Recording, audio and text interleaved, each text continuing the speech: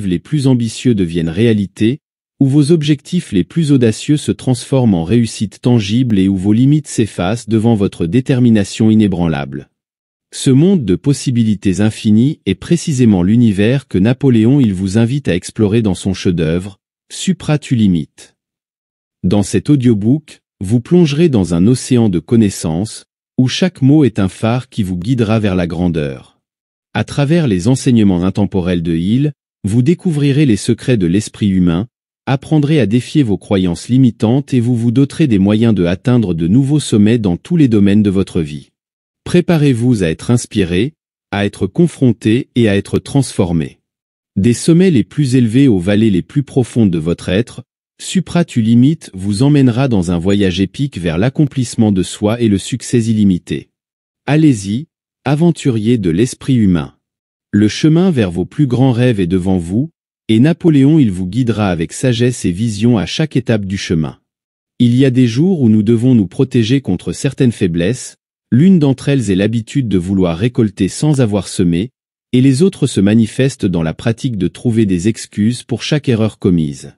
Vous pouvez le faire si vous croyez en votre pouvoir.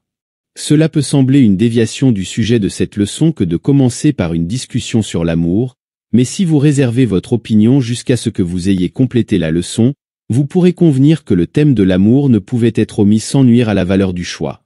Le mot amour est utilisé ici dans un sens global. Il existe de nombreux objets, motifs et personnes qui éveillent notre nature aimante. Il y a des emplois que nous n'aimons pas, d'autres que nous aimons modérément, et sous certaines conditions, il peut y avoir des emplois que nous aimons vraiment. Les grands artistes aiment souvent leur travail, tandis que les journaliers non seulement n'aiment pas leur travail, mais peuvent même le détester. Le travail effectué uniquement pour gagner sa vie est rarement apprécié, voire détesté. Lorsqu'un homme fait un travail qu'il aime, il peut travailler pendant une période incroyablement longue sans se fatiguer, tandis que le travail qu'il n'aime pas ou qu'il déteste le fatigue à court terme. Ainsi, la capacité d'endurance d'un homme dépend largement de son degré d'affection, de désaffection ou d'amour pour ce qu'il fait. Nous posons ici les bases pour énoncer l'une des lois les plus importantes de cette philosophie. Un homme est plus efficace et réussira plus rapidement et plus facilement lorsqu'il se consacre à un travail qu'il aime ou à un travail qu'il accomplit au nom de quelqu'un qu'il aime. Lorsque l'élément de l'amour entre dans n'importe quelle tâche que l'on accomplit, la qualité du travail s'améliore immédiatement et la quantité augmente, car il n'y a pas d'obstacle que la fatigue engendrerait. Il y a quelques années, un groupe de socialistes ou peut-être qu'ils se considéraient comme des coopérateurs ont organisé une colonie en Louisiane. Ils ont acheté plusieurs centaines d'hectares de terres agricoles et ont commencé à élaborer un idéal qu'ils croyaient leur procurerait plus de bonheur dans la vie et moins de soucis, à travers un système qui fournirait à chaque personne le travail qu'elle aimerait le plus. Leur idée était de ne payer aucun salaire à personne. Chacun faisait le travail qu'il aimait le plus ou pour lequel il était le mieux équipé, et le produit de leur travail combiné était la priorité de tous. Ils avaient leur propre laiterie, leur propre usine de briques, leur propre bétail, volailles, etc. Ils avaient leurs propres écoles et une imprimerie où ils publiaient un journal. Un gentleman suédois du Minnesota a rejoint la colonie, et à sa demande, a été mis au travail dans l'imprimerie. Très vite, il s'est plaint de ne pas aimer le travail, alors ils l'ont affecté à la ferme pour conduire un tracteur. 2 jours ont été tout ce qu'il a pu supporter. Il a donc demandé un transfert et a été affecté à la laiterie. Comme il n'était pas doué pour s'entendre avec les vaches, il a été muté à nouveau à la buanderie, où il n'est resté qu'un jour point et elle a essayé un par un tous les emplois de l'usine, mais aucun ne lui plaisait. Il semblait qu'il ne cadrait pas dans l'idée de vie de la coopérative et il était sur le point de partir. Quand quelqu'un lui a proposé un travail qu'il n'avait pas encore essayé, la fabrique de briques. Ils lui ont donc donné une brouette et l'ont mis au travail pour sortir les briques des fours et les placèrent dans la cour. Une semaine s'est écoulée et il n'y a eu aucune plainte. Lorsqu'on lui a demandé s'il aimait son travail, il a répondu « C'est le travail que j'aime ». Imaginez que quelqu'un préfère le travail de chargement de briques. Cependant, ce travail correspondait à la nature du Suédois, il n'était pas surveillé et ne représentait aucune pression ou obligation fastidieuse, car c'était exactement ce qu'il voulait. Il est resté au travail jusqu'à ce que toutes les briques soient sorties et empilées, puis il a quitté la colonie car il n'y avait plus de travail de briques à faire. Le travail tranquille était terminé, donc je retourne au Minnesota, et il est parti. Lorsqu'un homme se consacre à un travail qu'il aime, il ne lui est pas difficile de faire un travail meilleur et plus abondant que celui pour lequel il est payé, et pour cette même raison, tout homme doit faire tout son possible pour trouver le type de travail qu'il aime. J'ai l'autorité suffisante pour offrir ce conseil aux étudiants de cette philosophie, car j'ai suivi moi-même ce conseil sans raison de regret. Cela me semble être un endroit approprié pour injecter un peu d'histoire personnelle, à la fois de l'auteur et de la philosophie de la loi du succès, dont le but est de montrer que le travail effectué avec amour en soi aura sa récompense et ne sera pas vain. Toute cette leçon est consacrée à offrir des preuves qu'il vaut la peine de fournir un service supérieur à ce qui est payé. Quel effort futile ce serait si l'auteur n'avait pas lui-même pratiqué cette règle assez longtemps pour pouvoir dire comment elle fonctionne. Pendant plus d'un quart de siècle, je me suis dévoué au travail avec amour, à partir duquel cette philosophie s'est développée, et je suis parfaitement sincère lorsque je dis que j'ai été largement récompensé pour mon travail par le plaisir que j'ai eu à mesure que mon travail progressait. Dans cette philosophie, il y a de nombreuses années, j'ai été contraint de choisir entre les bénéfices monétaires immédiats que j'aurais pu apprécier si je m'étais consacré à des activités purement commerciales, et la rémunération qui arrive dans les années suivantes, qui peut être représentée par d'autres formes de paiement qui ne peuvent être mesurées qu'en termes de connaissances accumulées, permettant ainsi de jouir plus intensément du monde qui nous entoure. L'homme qui se consacre au travail qu'il aime ne bénéficie pas toujours du soutien de ses proches. Combattre les suggestions négatives des amis et de la famille a nécessité un grand déploiement de mes énergies. Au cours des années que j'ai consacrées à la recherche pour rassembler, organiser, classer et tester ce matériel que je présente, ces références personnelles sont faites dans le seul but de montrer aux étudiants de cette philosophie que rarement ou jamais on ne peut s'attendre à se consacrer au travail que l'on aime sans rencontrer d'obstacles de quelque nature que ce soit. En général, le principal obstacle pour se consacrer au travail que l'on aime est qu'au début, il n'est pas celui qui procure le plus de gains pour compenser cet inconvénient. Cependant, celui qui se consacre à la classe de travail qu'il aime est généralement récompensé par deux bénéfices très distincts. Tout d'abord, le bonheur, la plus grande de toutes les récompenses qui n'a pas de prix. Et deuxièmement, la récompense monétaire, lorsqu'elle est en moyenne tout au long d'une vie d'effort, est généralement bien plus élevée.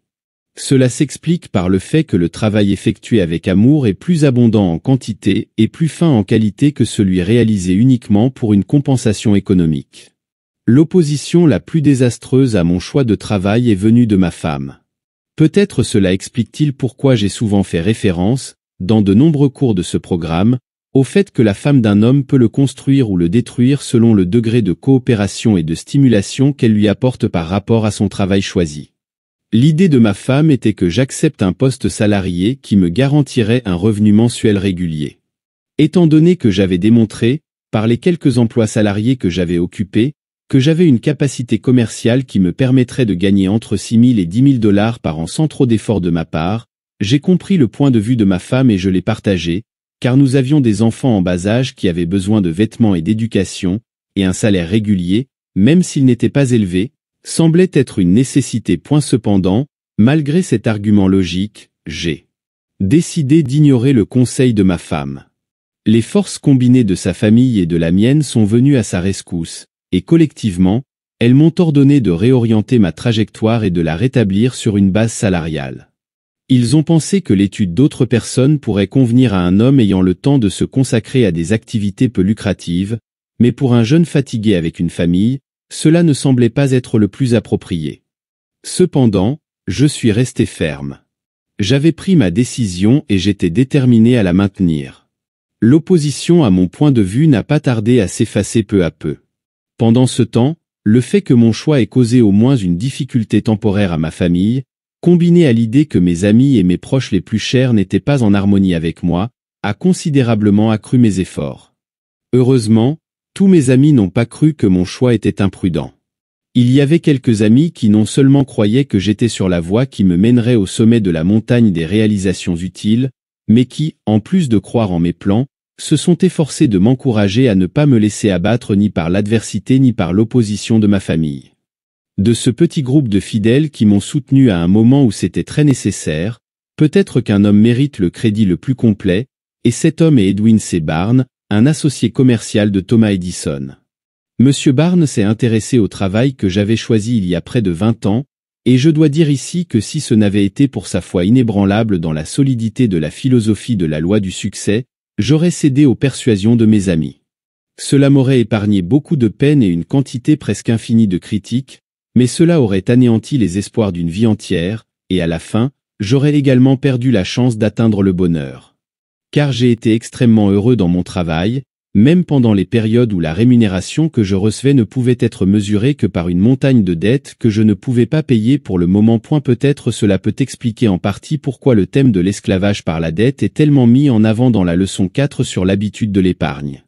Edwin C. Barnes non seulement croyait en la solidité de la philosophie de la loi du succès, mais son propre succès financier avait démontré qu'il avait le droit de parler avec autorité sur le sujet des lois par lesquelles le succès peut être atteint.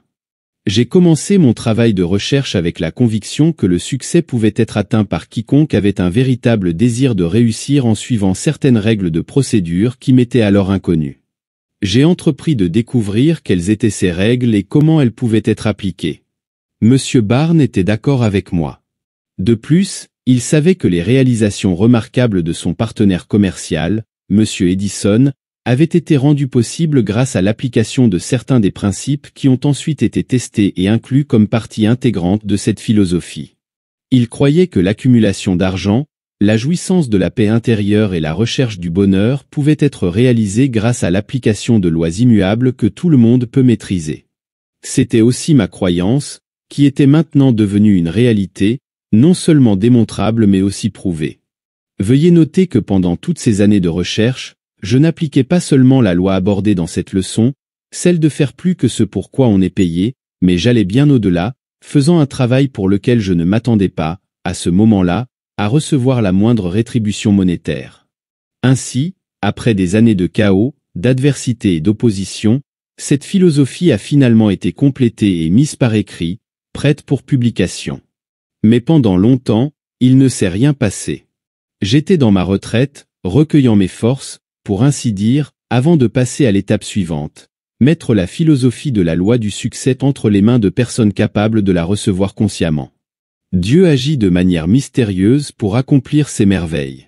Pendant longtemps, j'ai pensé que ces mots étaient dénués de sens, mais en les expérimentant dans la réalité, j'ai modifié cette croyance. J'ai été invité à prononcer un discours à Canton, Ohio. Mon arrivée avait été bien accueillie, et il y avait des raisons de s'attendre à ce que j'aie un grand auditoire. Mais je me trompais point et bien, le conflit qui opposait deux grands groupes d'hommes d'affaires a réduit mon auditoire à un nombre chanceux de 13. J'ai toujours cru qu'un homme doit donner le meilleur de lui-même, indépendamment de ce qu'il reçoit pour ses services ou du nombre et de la classe de personnes qu'il sert. J'ai développé mon sujet comme si la salle était pleine. D'une certaine manière, une sorte de ressentiment contre la façon dont la roue du destin s'était retournée contre moi a émergé en moi. Mais je dirais que si j'ai jamais prononcé un discours avec une conviction absolue en ce que je disais, c'était cette nuit-là. Cependant, au fond de mon cœur, j'ai pensé avoir échoué. Je n'ai su que le lendemain que la nuit précédente, j'étais en train de faire l'histoire, destinée à donner à la philosophie de la loi du succès son premier véritable élan. L'un des hommes dans mon audience, l'un des 13, était feu Monsieur Millette, alors rédacteur en chef du Canton Daily News. Lorsque j'ai fini de parler, je me suis échappé par la porte arrière et suis retourné à mon hôtel sans vouloir affronter aucune de mes 13 victimes sur le chemin. Le lendemain, j'ai été invité dans le bureau de Monsieur Millette, car c'est lui qui a pris l'initiative de m'inviter à le voir. Je lui ai laissé la plus grande partie de la conversation. Ça a commencé à peu près comme ça. Ça vous dérangerait de me raconter toute l'histoire de votre vie, depuis votre enfance jusqu'à aujourd'hui? Je lui ai dit que je le ferais si je pouvais supporter le fardeau d'écouter un récit aussi long. Il a dit qu'il le pouvait, mais avant de commencer, il m'a mis en garde de ne pas omettre le côté défavorable. Ce que je veux que tu fasses, a-t-il dit, c'est de ne pas avoir de scrupule à me montrer ton âme, non pas du côté le plus favorable, mais de tous les côtés. Pendant 3 heures, j'ai parlé alors que Millette écoutait. Je n'ai rien omis. Je lui ai parlé de mes luttes, de mes erreurs, de mes impulsions pour être malhonnête lorsque les marées de la fortune tournaient trop rapidement contre moi, et de la vertu de la justice qui a finalement prévalu en moi, mais seulement après que ma conscience et moi ayons mené une longue bataille. Je lui ai raconté comment j'avais conçu l'idée d'organiser la philosophie de la loi du succès, comment j'avais recueilli les données, comment elles étaient entrées dans la philosophie, les tests que j'avais réalisés, et qui avaient abouti à l'élimination de certaines données et à la conservation d'autres parties. Lorsque j'ai terminé, Miette a dit « Je veux vous poser une question très personnelle, et j'espère que vous répondrez avec la même franchise avec laquelle vous avez raconté le reste de votre histoire. Avez-vous accumulé de l'argent grâce à vos efforts, et si ce n'est pas le cas, savez-vous pourquoi ?» Je n'ai pas répondu. Je n'ai accumulé rien d'autre que de l'expérience et des connaissances, ainsi que quelques dettes, ai-je dit. La vérité est que j'ai été tellement occupé toutes ces années à essayer d'éliminer une partie de mon ignorance personnelle pour pouvoir rassembler et organiser intelligemment les données qui sont entrées dans la philosophie de la loi du succès que je n'ai pas eu l'occasion de concentrer mes efforts sur la réalisation de gains financiers. Le regard sérieux de M. Millet, à ma grande surprise, s'est adouci en un sourire. Il m'a mis la main sur l'épaule et a dit « Je connaissais la réponse avant même que vous ne l'exposiez, mais je me demandais si vous la connaissiez. Vous savez probablement que vous n'êtes pas le seul homme à avoir dû sacrifier une rémunération monétaire immédiate afin d'acquérir des connaissances. Votre expérience a été celle de tous les philosophes, depuis l'époque de Socrate jusqu'à nos jours. » Ces mots sont tombés comme une douce mélodie à mes oreilles. J'avais fait l'une des confessions les plus embarrassantes de ma vie. J'avais dénudé mon âme, admis ma défaite temporaire à presque toutes les croisées des chemins que j'avais rencontrés, et j'avais même admis que moi, un défenseur de la grande loi du succès, était un échec. Ça semblait si incongru. Je me sentais humilié devant les yeux les plus scrutateurs et l'homme le plus inquisiteur que j'ai jamais rencontré. L'absurdité de tout cela m'est apparue comme un éclair. La philosophie du succès créée et prononcée par un homme qui était un échec. Cette pensée m'a tellement frappé que je l'ai exprimée par des mots. « Un échec » a exclamé Miette. Sachez la différence entre l'échec et la défaite temporaire. Ce n'est pas un échec pour l'homme qui crée une seule idée, et encore moins toute une philosophie, qui sert à adoucir les déceptions et à minimiser les difficultés des générations futures. Je me suis demandé quel était le but de cette entrevue. La première chose à laquelle j'ai pensé, c'est que Miette voulait des faits pour attaquer la philosophie de la loi du succès dans son journal. Peut-être que cette pensée est née de certaines de mes expériences antérieures avec la presse, dont certaines m'avaient été cruelles. Cependant, dès le début, j'ai décidé de lui donner les faits sans fioriture ni mensonge. Avant de quitter le bureau de Miette, nous étions déjà devenus des partenaires commerciaux, avec l'accord qu'il démissionne de son poste de rédacteur en chef du canton Daily News et prenne en charge la gestion de toutes mes affaires dès que cela pourrait être arrangé. Pendant ce temps, j'ai commencé à écrire une série d'éditoriaux du dimanche publiés dans le canton Daily News, basés sur la philosophie de la loi du succès. L'un de ces éditoriaux, intitulé « Échec », qui apparaît au verso d'une des leçons de ce cours, est parvenu aux oreilles du juge Elbert Gary, qui était alors président du conseil d'administration de la United States Steel Corporation. Cela a conduit à l'ouverture d'une communication entre Millet et le juge, ce qui a à son tour conduit à l'offre de ce dernier d'acheter le cours pour l'utilisation des employés de la Steel Corporation. Les marées de la fortune avaient commencé à tourner en ma faveur. Les graines de service que j'avais semées pendant de longues années de travail acharné, en faisant plus que ce qui était payé, commençaient enfin à germer. Malgré le fait que mon partenaire ait été assassiné avant que nos plans ne se concrétisent et que le juge Gary soit décédé avant que la philosophie de la loi du succès ne puisse être réécrite pour répondre à ses exigences, le discours que j'ai donné cette nuit fatidique, devant une audience de 13 personnes à Canton, a initié une série d'événements qui se déroulent maintenant rapidement et sans effort de ma part. Ce n'est pas un abus de confiance d'énumérer ici quelques-uns des événements qui démontrent qu'aucun travail fait avec amour ne sera une perte totale, et que ceux qui fournissent un meilleur service que celui pour lequel ils sont payés reçoivent tôt ou tard une récompense plus grande que ce qu'ils pensent mériter. Peut-être que ce n'est pas nécessaire, mais je veux expliquer que mon seul objectif en racontant ici l'histoire de la façon dont la philosophie de la loi du succès a obtenu la reconnaissance décrite est de montrer comment la loi fonctionne dans les affaires pratiques de la vie. Il y a plus d'une vingtaine de raisons pour lesquelles vous devriez développer l'habitude de fournir un meilleur service que celui pour lequel vous êtes payé, même si une grande majorité de gens ne le feraient pas. Cependant, Il y a deux raisons pour fournir un tel service qui surpasse en importance toutes les autres. Tout d'abord, en établissant une réputation de personne toujours prête à fournir un meilleur service que celui pour lequel elle est payée, vous en bénéficierez, car vous serez comparé à ceux qui font le même travail mais sans la même vocation. Le contraste sera tellement remarquable qu'il y aura une forte demande pour votre qualité de service, quel que soit votre métier dans la vie, que vous prêchiez des sermons, que vous exerciez le droit, que vous écriviez des livres, que vous enseigniez à l'école ou que vous soyez ouvrier. Tu deviendras plus précieux et tu pourras exiger une rémunération plus élevée dès que tu obtiendras la reconnaissance d'être une personne qui en fait plus que ce qui lui est demandé. Cette raison, qui est fondamentale par nature, peut être décrite de la manière suivante. Supposons que tu veuilles développer un bras fort et que tu essaies de le faire en le liant à toi avec une corde, le laissant ainsi inutilisé et lui accordant un long repos. Le désusage le rendrait plus faible ou lui apporterait atrophie et faiblesse, ce qui finalement t'obligerait à amputer le bras. Tu sais que si tu veux un bras fort, tu ne peux le développer qu'en lui donnant un usage intensif. Regarde le bras d'un forgeron si tu veux savoir comment un bras peut être renforcé. De la résistance émerge la force. Le chêne le plus fort de la forêt n'est pas celui qui est protégé de la tempête et caché du soleil, mais celui qui se trouve en plein air, où il est contraint de lutter pour son existence contre les vents, les pluies et le soleil brûlant. C'est l'une des lois invariables de la nature, qui indique que la lutte et la résistance développent la force. Et mon objectif est de te montrer comment tirer parti de cette loi et l'utiliser pour t'aider dans ta lutte pour le succès, en fournissant un service qui dépasse la qualité par rapport à ce qui devrait être payé. Non-seulement tu exerces tes qualités pour servir en développant de competences et de capacités extraordinaires, mais tu construis une réputation qu'est précieuse. Si tu acquiers l'habitude de fournir ce type de service, tu deviendras si expert dans ton travail que tu pourras obtenir une rémunération plus élevée que ceux qui ne le font pas.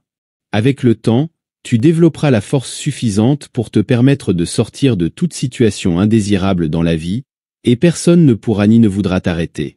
Si tu es un employé, tu peux devenir si précieux grâce à cette habitude de faire plus que ce qui t'est demandé que tu peux pratiquement fixer ton propre salaire. Aucun employeur censé ne cherchera à t'en empêcher. Si ton employeur est assez mal avisé pour essayer de te retenir la rémunération à laquelle tu as droit, ce ne sera pas un désavantage à long terme car d'autres employeurs découvriront cette qualité inhabituelle et te proposeront un emploi. Pense à cela lorsque le travail se fait rare et que des coupes budgétaires sont faites.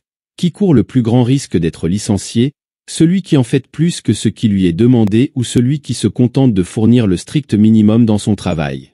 Pendant plus de 25 ans, j'ai étudié attentivement les hommes dans le but de comprendre pourquoi certains réussissent remarquablement bien tandis que d'autres, avec des capacités équivalentes, stagnent. Il est significatif de noter que chaque personne observée appliquant ce principe de fournir un meilleur service même si elle n'est pas suffisamment rémunérée, occupera une meilleure position et recevra un salaire plus élevé que ceux qui offraient un service basique. Sur un plan personnel, je n'ai jamais obtenu de promotion dans ma vie que je ne puisse attribuer directement à la reconnaissance que j'avais obtenue pour fournir un service supérieur à ce pour quoi j'étais payé. Je souligne l'importance de faire de ce principe un habit pour que l'employé puisse accéder à un poste plus élevé avec une meilleure rémunération, car ce cours sera étudié par des milliers de jeunes hommes et femmes travaillant pour d'autres.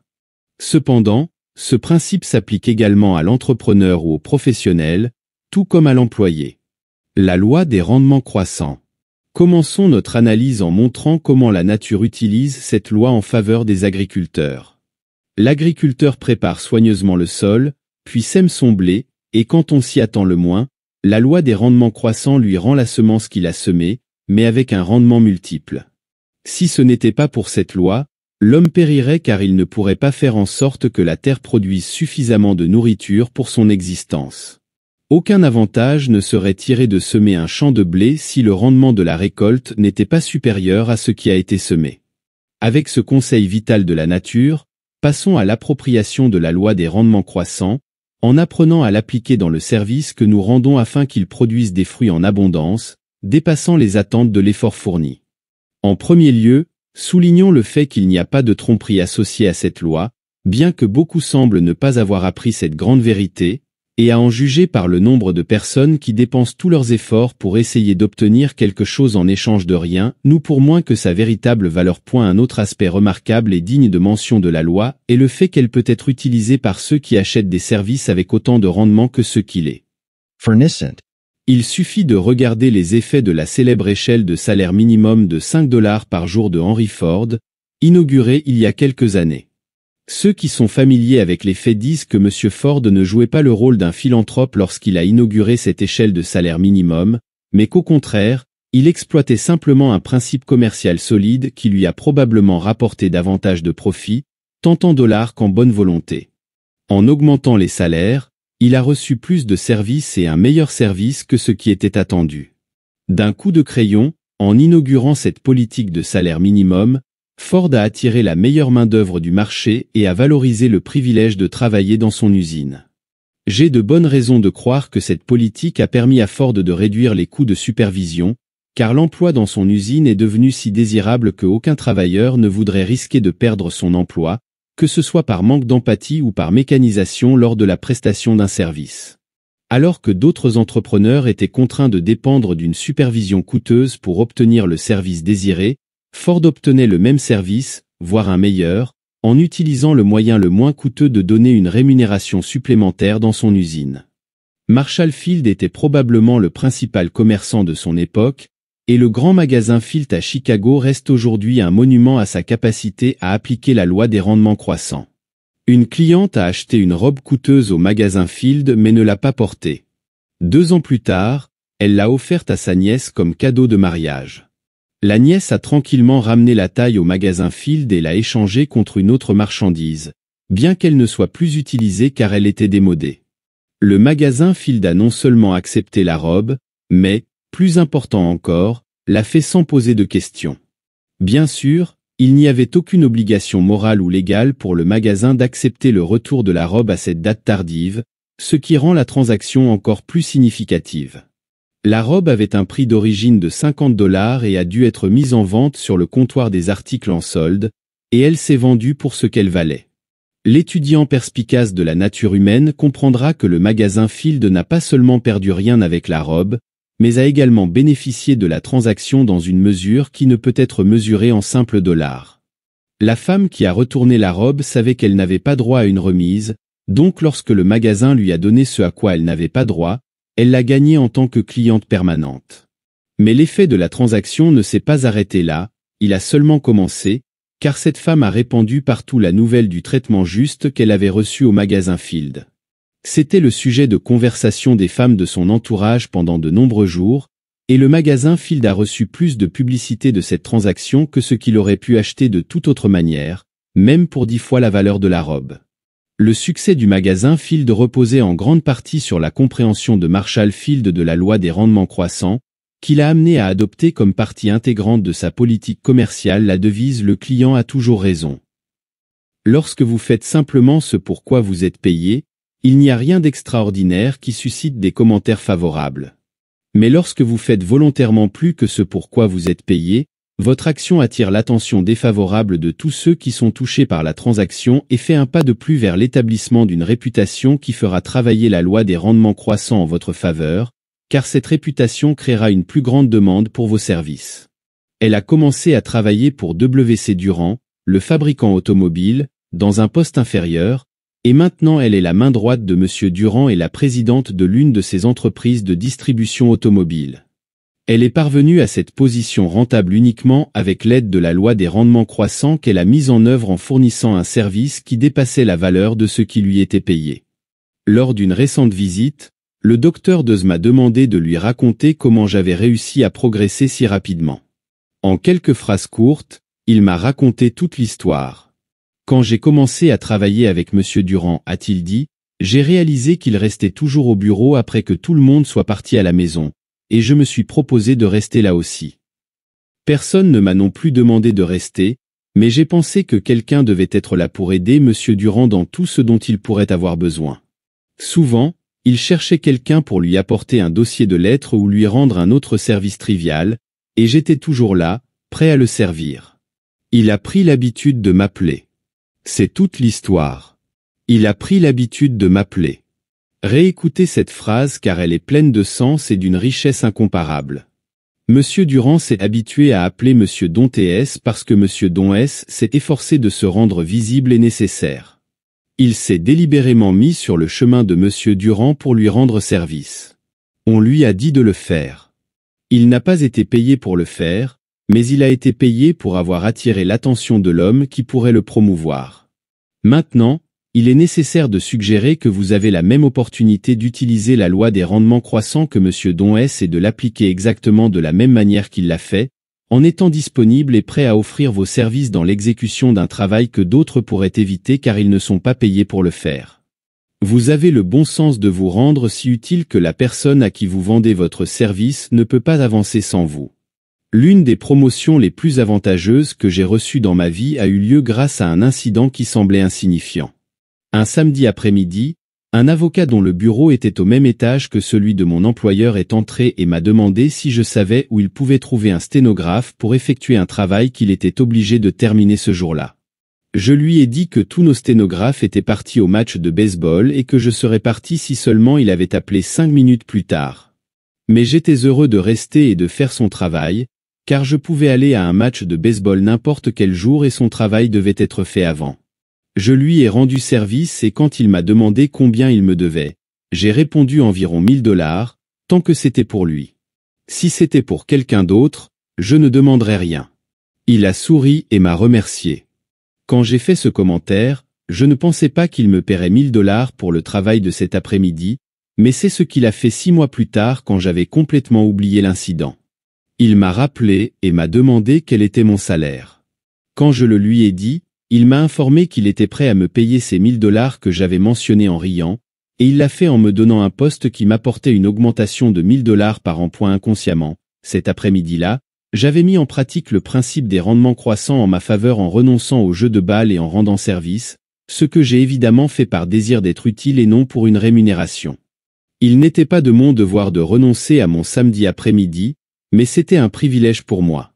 De plus, cela s'est avéré être un privilège rentable car cela m'a rapporté $1000 en espèces et un poste plus important que le précédent. Le devoir de Carole était d'être présent jusqu'à l'heure habituelle de fin de journée, mais elle avait le privilège de rester à son poste après le départ des autres travailleurs. C'est l'exercice judicieux de ce privilège qui lui a valu de plus grandes responsabilités et un salaire annuel plus élevé que ce qu'elle aurait gagné toute sa vie dans son poste précédent. J'ai passé plus de 25 ans à réfléchir à ce privilège de rendre plus et meilleurs services que ce pour quoi nous sommes payés, et mes pensées m'ont conduit à la conclusion qu'une seule heure consacrée chaque jour à rendre service sans rémunération peut rapporter plus que tout le reste de la journée où nous nous contentons de remplir notre devoir. La loi des rendements croissants n'est pas une invention de ma part, et je ne prétends pas avoir découvert le principe de rendre plus et meilleurs services que ce pour quoi nous sommes payés comme moyen d'utiliser cette loi. Je m'en suis simplement approprié après de nombreuses années d'observation attentive des forces qui mènent au succès, tout comme vous le ferez après en avoir compris la signification. Vous pourriez commencer ce processus d'appropriation dès maintenant en essayant une expérience qui pourrait facilement vous ouvrir les yeux et révéler des pouvoirs que vous ne saviez pas posséder. Permettez-moi cependant de vous avertir de ne pas tenter cette expérience avec le même esprit que certaines femmes dans ce passage biblique qui dit quelque chose comme « Si vous avez la foi grosse comme un grain de moutarde et que vous dites à cette montagne de se déplacer ailleurs, elle se déplacera. » Cette femme vivait près d'une montagne haute qu'elle pouvait voir depuis sa porte, donc ce soir-là, elle a ordonné à la montagne de partir. Le lendemain matin, il sauta du lit, se précipita vers la porte et regarda dehors, mais la montagne était toujours là. Alors il dit juste ce qu'il attendait, « Je savais que tu serais là. Je vais te demander d'aborder cet essai avec une foi totale en ce qu'il marquera ta vie. Je vais te demander de faire de l'objet de cet essai le retrait d'une montagne qui se trouve à l'endroit où devrait être ton temple de la réussite, car il ne pourra jamais être là tant que tu n'auras pas enlevé la montagne. Tu n'as peut-être jamais remarqué une montagne, mais elle sera là sur ton chemin à moins que tu ne l'aies découverte et éliminée. Et qu'est-ce que cette montagne, demanderas-tu ? C'est le sentiment d'avoir été trompé sans apprécier tout le service que tu as rendu. Cela peut s'exprimer inconsciemment et détruire les fondations de ton temple de la réussite de différentes manières que tu n'as pas remarquées. Le succès doit être attiré par la compréhension et l'application de lois aussi immuables que la loi de la gravité. Il ne peut pas être coincé et capturé comme si tu te mariais. Pour cette raison, je te demande de réaliser l'expérience suivante afin de te familiariser avec la loi des rendements croissants. Pendant les 6 prochains mois, consacre-toi à rendre un service utile à au moins une personne chaque jour pour lequel tu n'attends ni n'acceptes de rémunération économique. Approche-toi de cette expérience avec la foi que tu découvriras pour ton usage l'une des lois les plus puissantes qui te rapprocheront de la réalisation d'un succès durable. La prestation de ce service peut prendre plus d'une vingtaine de formes.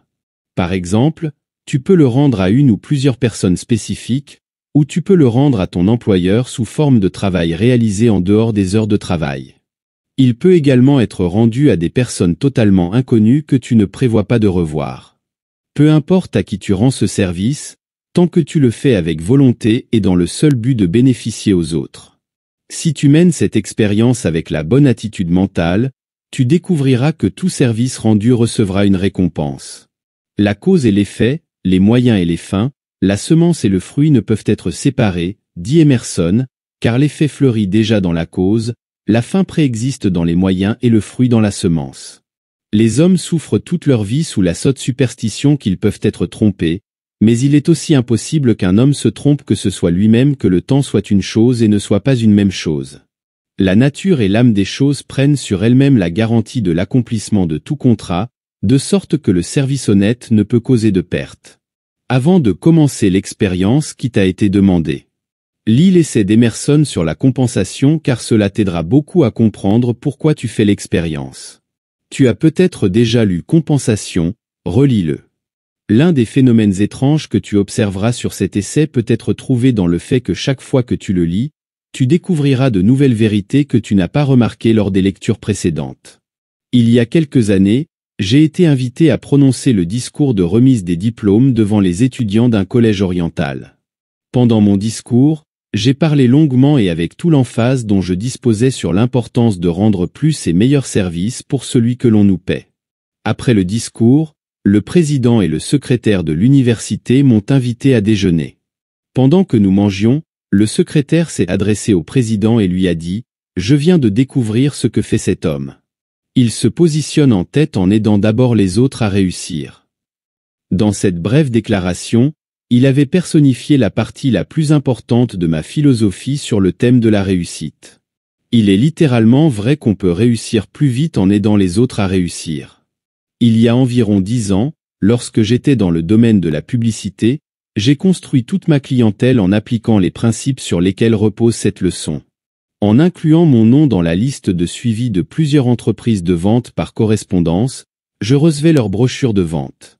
Lorsque j'en recevais une que je pensais pouvoir améliorer, je travaillais dessus et l'améliorais, puis la renvoyais à l'entreprise qui me l'avait envoyée avec une lettre indiquant que ce n'était qu'un modeste exemple de ce que je pouvais faire et qu'il y avait beaucoup d'autres bonnes idées d'où celles-ci provenaient. Je serais ravi de fournir un service régulier moyennant des frais mensuels. Depuis lors, mes services ont été demandés à plusieurs reprises. Je me souviens qu'une fois, une entreprise a été si malhonnête qu'elle a utilisé mon idée sans me payer. Mais cela s'est avéré être un avantage pour moi. Un membre du cabinet qui était au courant de la transaction a lancé une autre entreprise, et grâce au travail que j'avais déjà effectué pour ses anciens associés sans être payé, il m'a engagé pour lui fournir un service sur une base qui me payait plus du double de ce que j'avais obtenu au cabinet où je n'avais pas été payé. Ainsi, la loi de la compensation m'a rendu et avec intérêt ce que j'avais perdu en rendant service à des personnes malhonnêtes. Il y a plusieurs années, j'ai été invité à donner une conférence devant les étudiants de l'école Palmer à Davenport, Iowa. Mon représentant a pris les dispositions nécessaires pour que j'accepte l'invitation selon les termes réguliers en vigueur à l'époque, qui étaient de $5 000, comprenant la conférence et mes frais de déplacement. Lorsque je suis arrivé à Davenport, j'ai trouvé un comité d'accueil qui m'attendait à la gare, et cette nuit-là, j'ai reçu l'un des accueils les plus chaleureux de ma carrière publique. J'ai rencontré de nombreuses personnes dont j'ai obtenu des informations précieuses qui me sont utiles. C'est pourquoi ils m'ont demandé de faire ma note de frais pour que l'école me remette un chèque. Je leur ai dit que j'avais reçu ma rémunération, qui était tout ce que j'avais appris pendant mon séjour là-bas. J'ai refusé les honoraires et suis retourné à mon bureau, me sentant bien récompensé par l'expérience. Le lendemain matin, le docteur Palmer s'est présenté devant les 2000 élèves de son école et a annoncé ce que j'avais dit à propos de me sentir récompensé par ce que j'avais appris, et a ajouté. En 20 ans à diriger cette école, j'ai eu des dizaines de conférenciers s'adressant aux élèves, mais c'est la première fois que je rencontre un homme qui refuse ses honoraires parce qu'il estime que ses services ont été rétribués de différentes manières.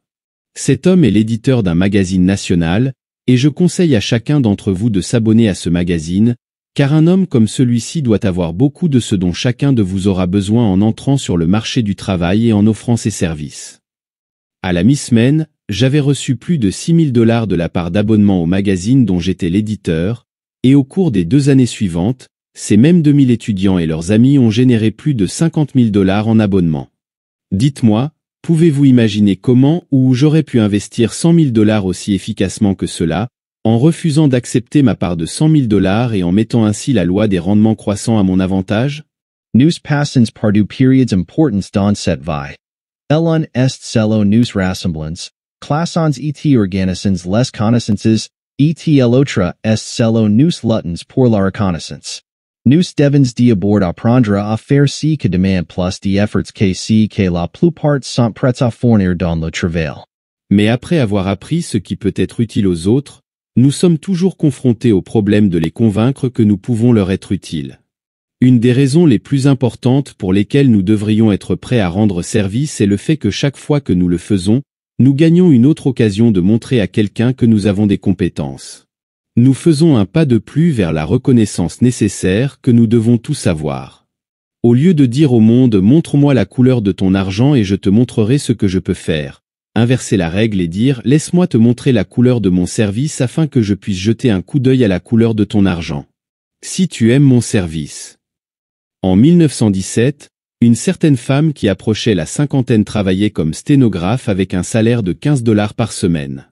À en juger par le salaire, elle ne devait pas être très compétente dans ce travail. Maintenant, regardez ce changement. L'année dernière, cette même femme a récolté un peu plus de $100 000 dans le domaine des conférences. Vous vous demandez ce qui a comblé cet énorme fossé entre ces deux possibilités de gain? Je vous réponds, l'habitude de fournir un service supérieur à celui pour lequel on est payé, exploitant ainsi la loi des rendements croissants. Cette femme est très connue dans tout le pays car elle est maintenant une conférencière éminente sur le sujet de la psychologie appliquée. Permettez-moi de vous montrer comment elle a exploité la loi des rendements croissants. Tout d'abord, elle se rend dans une ville et donne 15 conférences gratuites. Tous ceux qui le souhaitent peuvent y assister sans argent et sans prix. Pendant ces 15 conférences, elle a l'occasion de se vendre à son public, et à la fin de la série annoncée, elle propose une formation pour laquelle elle demandera $25 par étudiant. C'est tout ce qu'il y a dans son plan où elle demande une petite fortune pour 1 an de travail. Il y a des dizaines de professeurs beaucoup plus compétents qui peinent à payer leurs dépenses simplement parce qu'ils ne se sont pas encore familiarisés avec les principes sur lesquels repose cette leçon, comme elle l'a fait. Maintenant, j'aimerais que vous vous arrêtiez ici et répondiez à cette question. Si une femme de 50 ans sans aucune qualité extraordinaire peut exploiter la loi des rendements croissants et passer de sténographe avec $15 par semaine à conférencière avec plus de $100 000 par an. Parce que tu ne peux pas appliquer cette même loi pour te donner des avantages que tu ne possèdes pas actuellement, tu dois découvrir comment tu peux appliquer cette loi de la meilleure manière possible. Ne néglige pas la question, au moins, donne-toi la satisfaction d'essayer d'y répondre. En d'autres termes, n'oublie pas que si tu évites une question qui affecte fondamentalement ton avenir, la faute en sera tienne. Tu peux mettre de côté cette leçon après l'avoir entendue, et c'est ton choix de le faire sans essayer d'en tirer profit. Mais si tu le fais, tu ne pourras plus jamais te regarder dans un miroir sans avoir le sentiment de t'être trompé toi-même. Cette leçon établit clairement la nécessité de prendre l'initiative, de la suivre avec une action décidée, et de faire plus que ce pour quoi tu es payé. Si tu enregistres les fondements de ces leçons dans ta conscience, tu seras une personne différente, et je fais cette affirmation indépendamment de qui tu es ou de ta vocation. Si ce langage simple t'a mis en colère, je m'en réjouis, car cela indique que tu peux être touché. Maintenant, si tu veux bénéficier des conseils de quelqu'un qui a commis plus d'erreurs que toi et qui, par conséquent, a appris certaines des vérités fondamentales de la vie, profite de cette colère et concentre-la sur toi-même jusqu'à ce qu'elle te pousse à rendre le service dont tu es vraiment capable. Si tu le fais, tu pourras réclamer la rançon d'un roi comme récompense. Maintenant, concentrons-nous sur une autre caractéristique importante de cette habitude de fournir un meilleur service que celui pour lequel nous sommes payés, à savoir le fait que nous pouvons développer cette habitude sans demander la permission de le faire. Ce service peut être rendu de sa propre initiative, sans le consentement de qui que ce soit. Tu n'as pas à consulter ceux à qui tu rends service, car c'est un privilège sur lequel tu as tout le contrôle. Bien qu'il y ait beaucoup de choses que tu pourrais faire pour promouvoir tes intérêts, la plupart d'entre elles nécessitent la coopération ou le consentement des autres. Si tu fournis moins de services que ce pour quoi tu es payé, tu dois le faire avec la permission de l'acheteur du service, sinon le marché pour ton service ne trouvera pas de place. Je veux que tu comprennes toute la signification de ce droit que tu as de fournir un meilleur service. Parce que cela met directement sur tes épaules la responsabilité de fournir un tel service et si tu ne le fais pas, tu n'as pas d'excuse à offrir si tu échoues dans la réalisation de ton objectif principal dans la vie. Une des vérités les plus essentielles et en même temps les plus dures que j'ai dû apprendre est que chaque personne doit être son propre maître de cérémonie. Nous sommes tous de bons créateurs d'excuses pour dissimuler nos lacunes. Nous ne recherchons pas les faits et les vérités tels qu'ils sont, mais tels que nous voulons qu'ils soient. Nous préférons les paroles sucrées de flatterie à celles de la vérité froide et impartiale. De plus, nous nous levons en armes contre ceux qui osent révéler la vérité. Une des vérités les plus sévères que j'ai reçues au début de ma carrière publique a été de savoir que les hommes continuent d'être crucifiés pour le crime grave de dire la vérité. Je me souviens d'une expérience que j'ai eue il y a une dizaine d'années avec un homme qui avait écrit un livre pour promouvoir son école de commerce. Il m'a remis son livre et m'a payé pour le réviser et lui donner mon avis sincère à son sujet. J'ai examiné le livre avec beaucoup de soin et ensuite j'ai rempli mon devoir en lui montrant les points faibles que je pensais voir dans le livre. C'est ainsi que je me suis rendu compte de la nature humaine, nous flattions au lieu de dire la vérité. Je sais cela parce que je suis humain. En vérité, personne n'est prêt à entendre le coup le plus cruel de tous, que je suis obligé de donner, celui de suggérer qu'il n'a pas fait aussi bien qu'il aurait pu le faire simplement parce qu'il n'a pas appliqué une quantité suffisante de la vérité exposée dans la leçon 8 sur l'autodiscipline pour assumer ses propres erreurs et défauts. Si je vous offrais $100, à toute personne ayant la capacité et le courage de vous dépouiller de votre vanité et de votre amour pour la flatterie en vous permettant de voir la partie la plus faible de votre masque, le prix serait assez raisonnable. Nous avançons dans la vie en trébuchant et en luttant jusqu'à ce que nous soyons à genoux, en faisant le ridicule et en sombrant finalement dans la défaite, en grande partie parce que nous négligeons ou refusons catégoriquement d'apprendre la vérité sur nous-mêmes. Depuis que j'ai découvert certaines de mes propres faiblesses grâce à mon travail pour aider les autres à découvrir les leurs, je rougis de honte lorsque je fais une rétrospective de ma vie et que je pense à quel point je devais paraître ridicule aux yeux de ceux qui pouvaient me voir tel que je ne me voyais pas. Si je vous payais pour que vous vous aventuriez dans les profondeurs de votre véritable moi et que vous fassiez un inventaire introspectif de ce qui s'y trouve, je le ferais aussi précisément que possible. Vous ne vous êtes pas seulement trompé sur la véritable cause de vos échecs passés, mais vous avez essayé d'accrocher ces causes à la porte d'une autre personne quand les choses ne se sont pas déroulées comme tu le voulais, au lieu d'accepter toute la responsabilité de la cause, tu as dit « qu'ils me licencient s'ils le veulent », je n'aime pas comment ils me traitent de toute façon, j'allais partir, ne le nie pas maintenant. Permets-moi de te murmurer un petit secret à l'oreille que j'ai tiré de la peine et des châtiments les plus sévères et inutiles. Au lieu de quitter le travail parce qu'il y avait des difficultés à surmonter, tu aurais dû les affronter, et alors tu aurais su que la vie est juste une longue série de difficultés et d'obstacles que nous devons surmonter. Les attitudes d'un homme peuvent être bien comprises par la façon dont il s'adapte à son environnement et prend la responsabilité de toutes les adversités auxquelles il est confronté, qu'elles proviennent d'une cause sous son contrôle ou non. Maintenant, si tu penses que j'ai été trop sévère, sois compatissant, car tu dois savoir que j'ai dû me traiter plus durement que je ne le fais avec toi afin de découvrir la vérité que je te transmets ici pour ton usage et ta guidance. J'ai quelques ennemis, Dieu merci, car ils ont été assez impitoyables pour dire des choses sur moi qui m'ont obligé à me débarrasser de certains de mes défauts les plus graves, principalement ceux que je ne savais pas que je possédais. J'ai bénéficié des critiques de ces ennemis sans avoir à payer leur service en argent, bien que je l'ai fait d'une autre manière. Cependant, ce n'est que récemment que j'ai pris conscience de certains de mes défauts les plus évidents, qui m'ont été signalés lors de l'étude de l'essai d'Emerson sur la compensation, en particulier la citation suivante.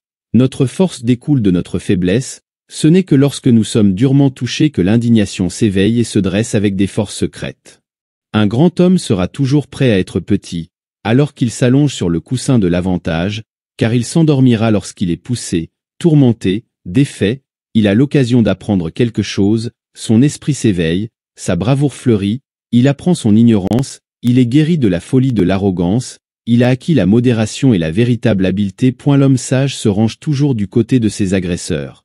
En fait, son intérêt se joint au leur dans le but de trouver leur point faible. La critique est plus sûre que les louanges.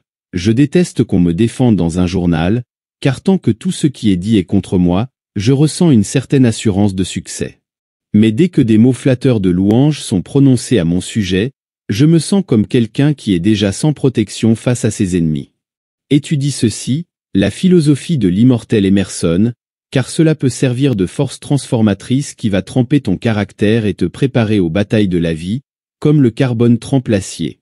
Si tu es très jeune, tu as encore plus besoin de l'étudier, car souvent, il faut la dure réalité de nombreuses années d'expérience pour se préparer à assimiler et à appliquer cette philosophie.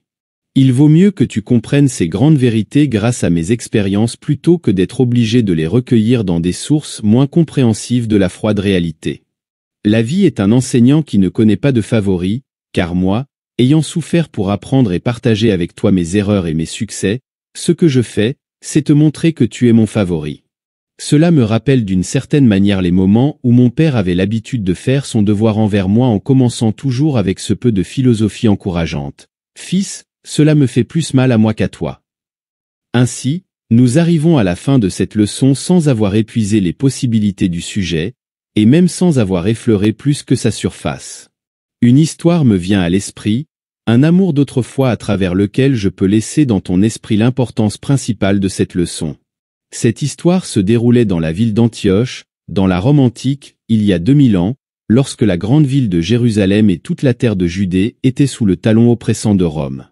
La figure centrale de l'histoire était un jeune juif nommé Benour, accusé à tort d'un crime et condamné aux travaux forcés, enchaîné à un banc de la galère et contraint de ramer péniblement. Benour développa un corps puissant. Peu savait que de son châtiment naîtrait la force avec laquelle un jour il obtiendrait sa liberté. Peut-être que Benour n'avait pas de telles espérances à ce moment-là. Puis vint le jour des courses, le jour où il briserait les chaînes qui le retenaient et lui donnerait sa liberté. Un groupe de chevaux était sans conducteur, le propriétaire désespéré rechercha l'aide du jeune esclave pour ses puissants bras et le supplia de prendre la place du conducteur disparu. « Regardez, regardez ces bras, d'où les a-t-il sortis » s'écrièrent les spectateurs lorsque Benour prit les rênes à la rame de la galère. Benour répondit, la course avait commencé avec ses puissants bras. Benour mena tranquillement ce groupe de chevaux vers la victoire, qui lui valut la liberté. La vie elle-même est une grande course de chars, et la victoire n'appartient qu'à ceux qui ont développé la force de caractère et la détermination pour gagner. L'important est que nous développons cette force à travers la cruelle contrainte à la rame de la galère, pourvu que nous l'utilisions pour nous mener finalement vers la victoire et la liberté. C'est une loi invariable que la force vient de la résistance. Si nous avons pitié du pauvre forgeron qui passe ses journées à manier un marteau de 5 livres, nous devons également admirer le merveilleux bras qu'il développe en le faisant, en raison de la double nature de toute chose. Dans le travail comme dans la vie, il ne peut y avoir de tromperie, dit Emerson. Le voleur se vole lui-même, l'escroc s'escroque lui-même, car le vrai prix du travail est la reconnaissance et la vertu, dont la richesse et le crédit sont des signes. Les signes, comme la monnaie fiduciaire, peuvent être falsifiés, mais ce qu'ils représentent, c'est-à-dire la connaissance et la vertu, ne peuvent être contrefaits ni volés. Henry Ford reçoit 15 000 lettres par semaine de personnes qui lui supplient une part de sa richesse. Cependant, peu de ces pauvres âmes ignorantes comprennent que la véritable richesse de Ford ne se mesure pas au dollar qu'il a en banque ni aux usines qu'il possède, mais à la réputation qu'il s'est acquise en fournissant un service utile à un prix raisonnable. Et comment a-t-il gagné cette réputation ? Certainement pas en fournissant le moins de services possible et en facturant le plus possible. L'essence même de la philosophie commerciale de Ford est de donner aux gens le meilleur produit au prix le plus bas possible. Quand d'autres constructeurs automobiles augmentent leurs prix, Ford baisse les siens. Quand les salaires baissent, Ford les augmente. Qu'est-il arrivé? Ford a si efficacement mis en place la loi des rendements croissants qu'il est devenu l'homme le plus riche et le plus puissant du monde. Ou vous, chasseurs insensés et myopes de la richesse, qui revenez de votre poursuite quotidienne les mains vides, pourquoi ne tirez-vous pas une leçon d'homme comme Ford? Je termine cette leçon à la veille de Noël, dans la pièce adjacente à mon étude. Nos enfants décrenent arbre de Noël et le rythme de leurs voix est comme de la musique à mes oreilles. Ils sont heureux, non seulement pour ce qu'ils espèrent recevoir, mais pour la raison la plus profonde, ils ont des cadeaux cachés qu'ils veulent donner. Depuis la fenêtre de mon bureau, je vois les enfants des voisins qui se préparent joyeusement à cet événement merveilleux. Dans le monde civilisé, des millions de personnes se préparent à célébrer la naissance du prince de la paix, qui, plus que tout autre homme, a exposé les raisons pour lesquelles il est plus béni de donner que de recevoir, et pourquoi le bonheur durable ne vient pas de la possession de richesses matérielles, mais du service rendu à l'humanité. Il semble étrange que la fin de cette leçon coïncide avec la veille de Noël. Cependant, je me réjouis que ce soit le cas, car cela me donne suffisamment de justification pour vous rappeler que nulle part dans toute l'histoire de la civilisation, je n'aurais pu trouver un soutien plus fort au fondement de cette leçon que celui que l'on peut trouver dans le Sermon sur la montagne, dans le livre de Matthieu. Le christianisme est l'une des influences les plus grandes et les plus répandues dans le monde aujourd'hui, et je n'ai pas besoin de m'excuser pour vous rappeler que les principes de la philosophie du Christ sont en parfaite harmonie avec les fondements sur lesquels repose en grande partie cette leçon. Quand je vois les lettres de bonheur des enfants et que j'observe les foules d'acheteurs de Noël qui se précipitent, tous animés par l'éclat de l'esprit de donner, je ne peux m'empêcher de souhaiter que chaque jour soit Noël. Car alors, ce serait un monde meilleur où la lutte pour l'existence serait réduite et la haine serait interdite. La vie n'est qu'un bref laps de temps, dans le meilleur des cas, comme une bougie. Nous nous allumons, vacillons un instant, puis nous nous éteignons.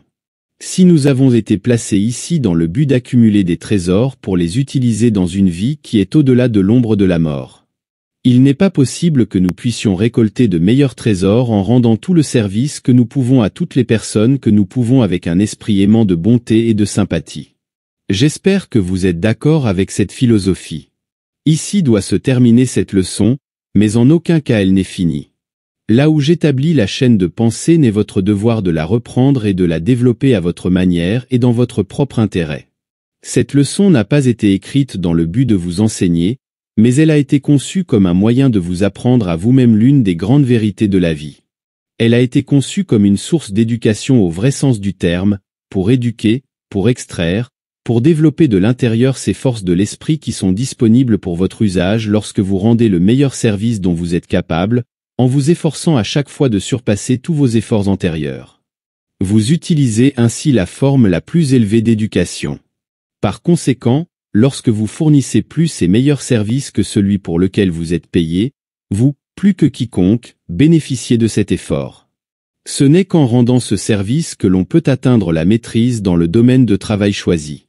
Pour cette raison, vous devez faire de votre objectif principal l'effort de surpasser tous les records précédents dans tout ce que vous faites.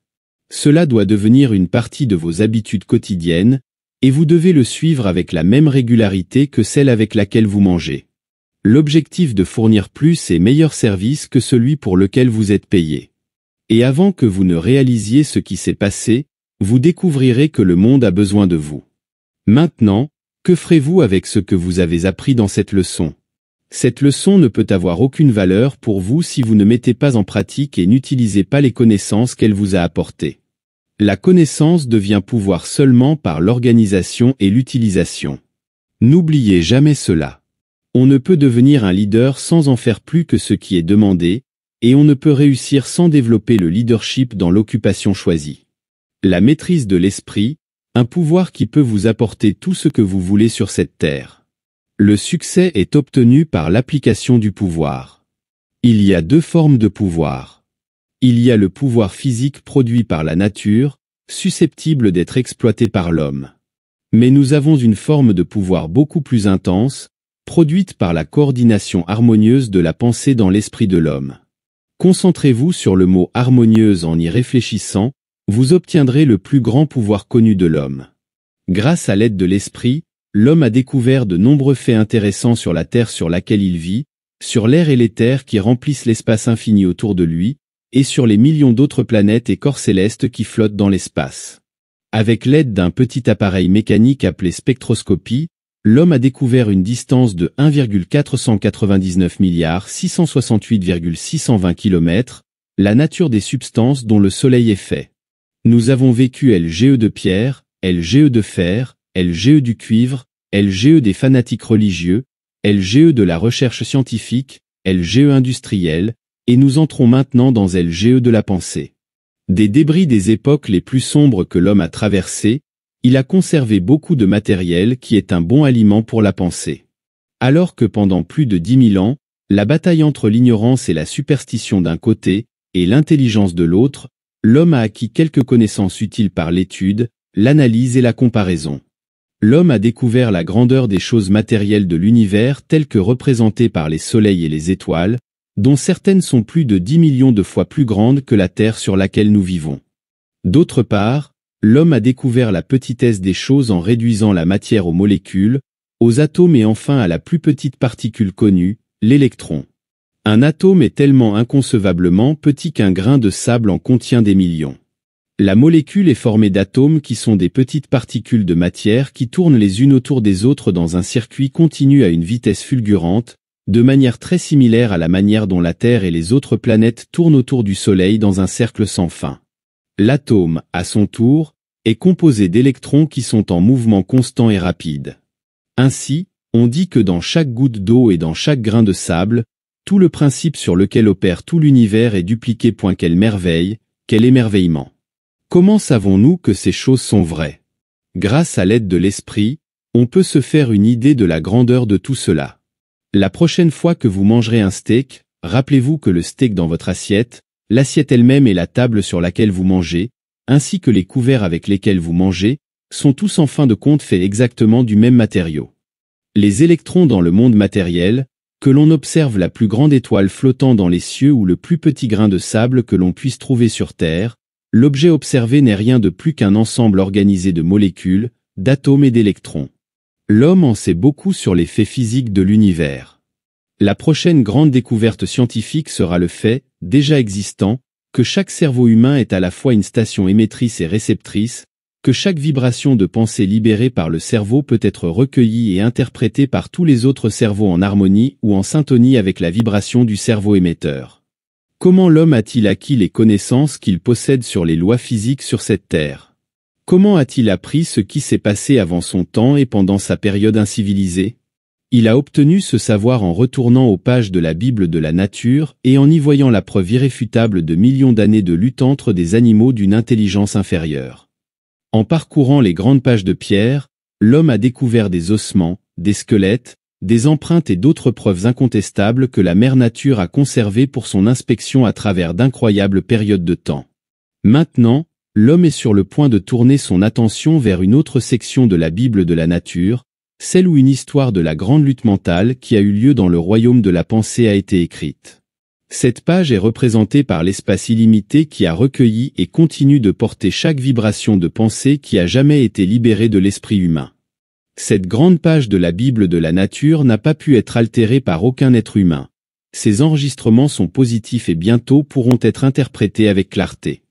Il ne peut y avoir aucun doute sur l'authenticité de l'histoire écrite sur cette page. Grâce à l'éducation, c'est-à-dire au déploiement, à l'extraction et au développement de l'intérieur de l'esprit humain, interprété dans la Bible de la nature, il y a probablement aujourd'hui dans le monde moins d'une centaine de personnes qui savent quelque chose ou ont entendu parler de la chimie de l'esprit, à travers laquelle deux ou plusieurs esprits peuvent se mêler dans un esprit de parfaite harmonie, de telle sorte qu'un troisième naisse qui possède le pouvoir surhumain de lire l'histoire de la vibration de la pensée telle qu'elle a été écrite et existe maintenant dans les enregistrements impérissables de l'espace-temps. Le principe radioélectrique récemment découvert a fermé la bouche des thomistes dubitatifs et a incité les scientifiques à se précipiter vers de nouveaux domaines d'expérimentation.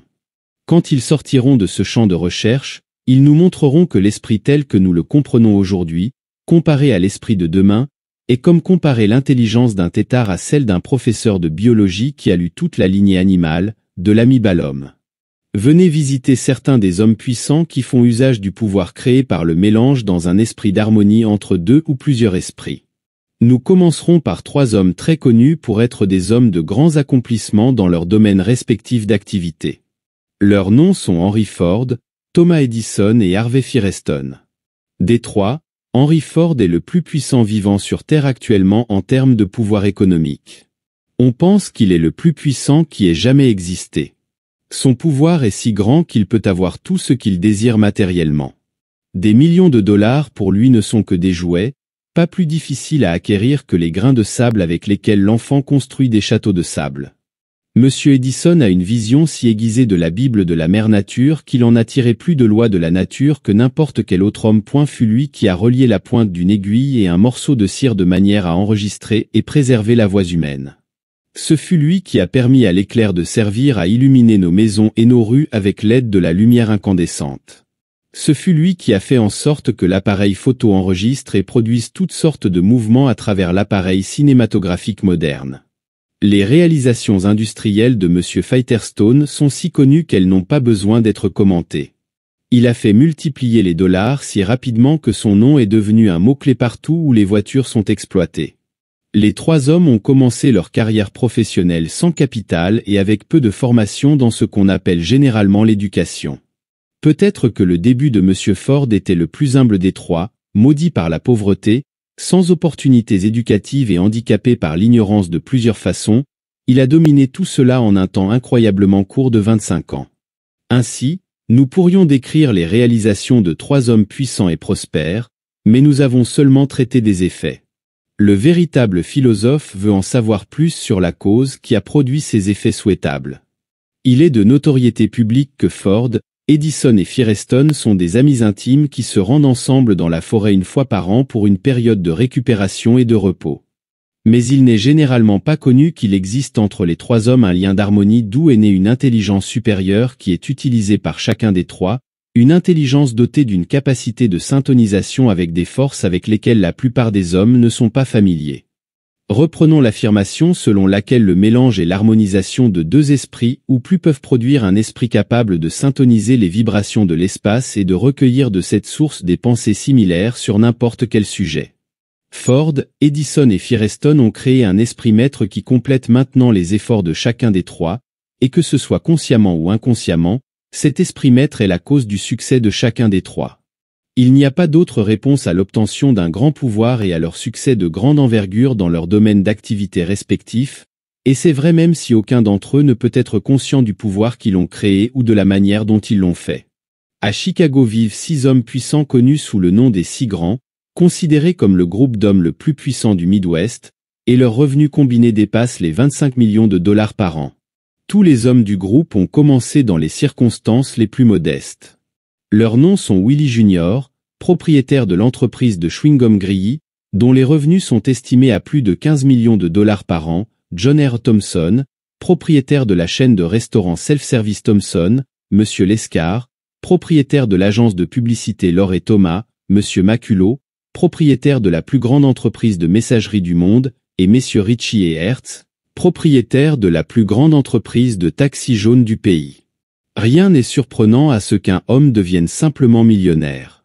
Cependant, il y a quelque chose de lié au succès financier de ces millionnaires qui est plus que surprenant, car il est bien connu qu'il existe entre eux un lien d'amitié qui a donné naissance à une condition d'harmonie produisant une intelligence supérieure appelée une mente maestra. Ces 6 hommes, que ce soit par accident ou par conception, ont mêlé leurs esprits de telle manière que l'esprit de chacun a été complété par un pouvoir surhumain connu sous le nom de mente maestra. À leur tour, cet esprit leur a apporté à chacun plus de gains que quiconque pourrait utiliser. Le principe d'une mente maestra a été découvert par le Christ lorsqu'il s'est entouré de 12 disciples et a créé le premier club des 13 au monde. Malgré le fait que l'un des 13, Judas, ait rompu la chaîne d'équilibre, suffisamment de graines ont été semées dans la relation harmonieuse qui existait initialement entre ces 13 personnes pour assurer la continuation de la plus grande philosophie de ce monde. Des millions de personnes croient posséder la sagesse, en fait, beaucoup d'entre eux la possèdent à certaines étapes élémentaires, mais aucun homme ne peut posséder la vraie sagesse sans l'aide du pouvoir connu sous le nom de mantre maîtresse, et une telle mentalité ne peut être créée que par le principe du mélange en harmonie de deux esprits ou plus. À travers de nombreuses années d'expérimentation pratique, il a été découvert que 13 esprits, lorsqu'ils sont mélangés dans un esprit de parfaite harmonie, produisent les résultats les plus pratiques. Sur ce principe, consciemment ou inconsciemment, sont fondés les grands succès industriels et commerciaux qui abondent tant en cette époque.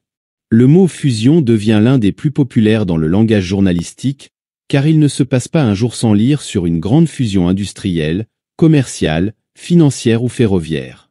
Peu à peu, le monde commence à apprendre qu'à travers l'alliance amicale et la coopération, on peut développer un grand pouvoir.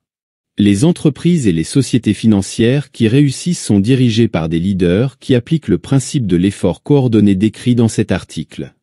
Si vous voulez être un grand leader dans n'importe quelle entreprise, entourez-vous d'autres esprits qui peuvent se mélanger dans un esprit de coopération pour agir et fonctionner comme un seul.